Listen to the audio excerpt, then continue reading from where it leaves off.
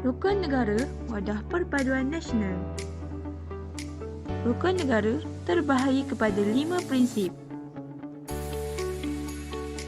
Kepercayaan kepada Tuhan, kesetiaan kepada raja dan negara, keluhuran perlembagaan, kedaulatan undang-undang, kesopanan dan kesusilaan. Objektif rukun negara terbahagi kepada 3, iaitu yang pertama, mencapai perpaduan yang lebih erat dalam kalangan seluruh masyarakat. Yang kedua, memelihara satu cara hidup demokratik, dan akhir sekali, membina sebuah masyarakat progresif yang akan menggunakan sains dan teknologi moden. Seterusnya ialah sejarah rukun negara. Rukun negara berlaku daripada peristiwa pada 13 Mei 1969. Peristiwa 13 Mei 1969 adalah tentang rusuhan kaum Melayu Cina yang berlaku daripada ketidakpuashatian politik. Oleh itu, rukun negara dibentuk sebagai alat untuk menyatukan rakyat bagi mengelakkan peristiwa tersebut tidak akan berulang lagi. Konflik ini berlaku disebabkan daripada kekalahan kerajaan untuk mendapatkan majoriti 2/3 kerusi dalam Parlimen pada pilihan raya umum ketiga 1969.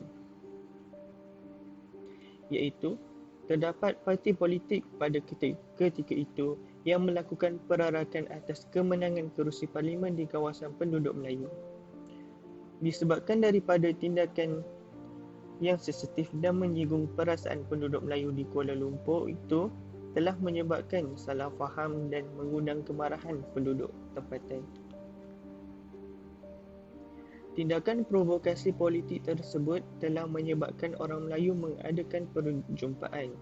Namun, sebahagian peserta daripada perarakan Melayu itu berpecah dan bertindak kasar setelah sebahagian daripada mereka diganggu dan diancam oleh penduduk Cina ketika dalam perjalanan ke perjumpaan di kediaman Menteri Besar Selangor, iaitu Datuk Harun Haji Idris.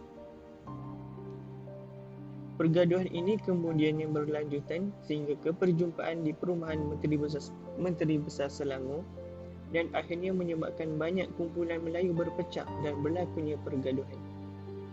Akibat daripada peristiwa 13 Mei ini, perisytiharan darurat telah diwartakan dan berkuat kuasa pada 16 Mei 1969 di bawah Ordinan Nombor 2 Kuasa-Kuasa Perlu Darurat 1969 Sempang PU-A 149.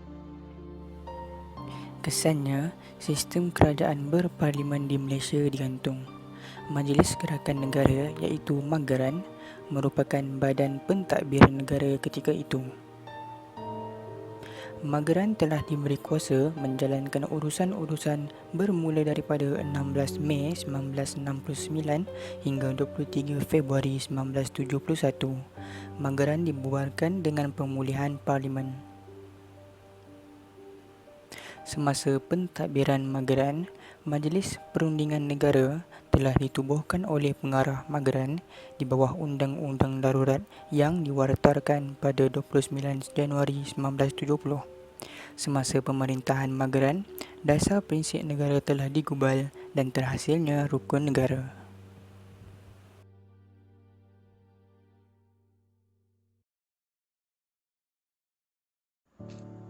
Pengisytiharan Rukun Negara.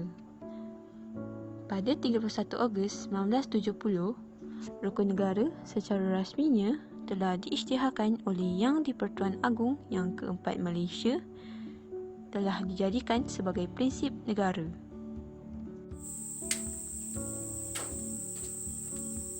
Usaha meningkatkan kesedaran generasi muda tentang rukun negara.